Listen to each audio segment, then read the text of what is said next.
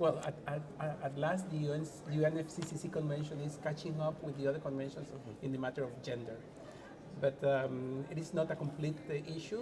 Gender and agriculture would have been the optimal solution for us to take back home and to actually find more articulation with the Convention on Climate Change and the Convention on Biodiversity. You know that we are working in a coordinated manner, but when progress is made in one but not in the other, in one of the themes, it creates some delays. And the issue of agriculture, we should consider that that is extremely close to gender in drylands. For example, gender issues and the role of women and men, but the role of women is very important. It's a relevant issue.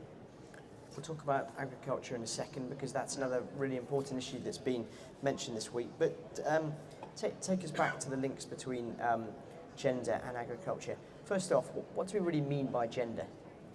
Well, gender considerations refer to men and women acting in the economic and social and environmental aspects at the level of the community.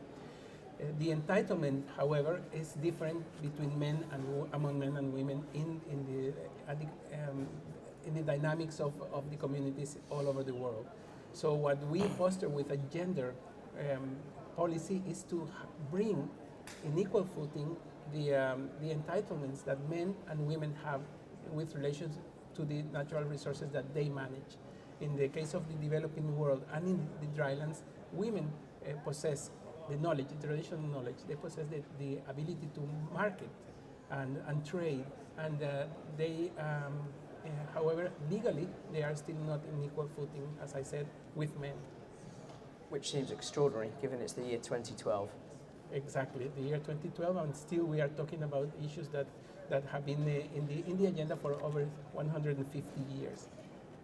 Okay, and in terms of your particular convention, which focuses a lot on agriculture, you've been telling me that if the gender gap was closed and if there was more, I guess, equity between both men and women, food production could and would be improved.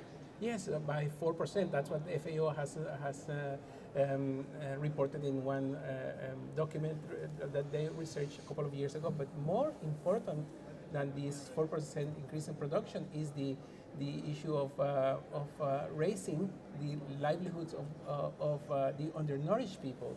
At this moment, in the same report, currently it will mean to increase and take out of the undernourishment level about 19% of the population that is at this moment undernourished, which is a significant percentage if we consider that it's only to address the issue of putting women in equal footing as men.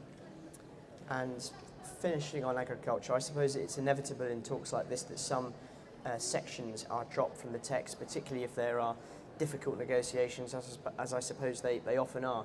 But how disappointed are you on behalf of your convention that agriculture really, which was sort of really bigged up at the start of this conference, won't make it through, and there won't be any sort of concrete resolution at the end? Yes, perhaps parties are right when they think and they perceive that the process-oriented dimension is too strong in these conventions. And what role can we do at the level of the United Nations and other agreements vis-a-vis the Climate Change Convention?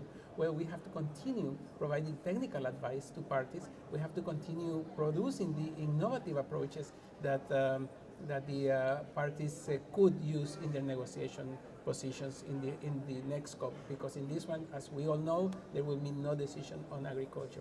And we have the tools, we have the knowledge, we have the environment to produce this. And as Cristiana Figueres, the Executive Secretary of FCC, mentioned in the last Forest Day in Durban, not in this one, in this convention, but in the previous COP, these forums that are produced outside of the negotiation process of the convention, sometimes they are 1, 2, or 3 steps ahead of the negotiation. So this innovation, but technological innovation, not processing. Well, we have to also innovate in the process front, but technical innovation is something that the United Nations agencies could serve to the parties to bring to the table, negotiation table in the next COP, some solid arguments on why it's a decision on agriculture is needed and why not the framework on climate change is complete if you leave out agriculture.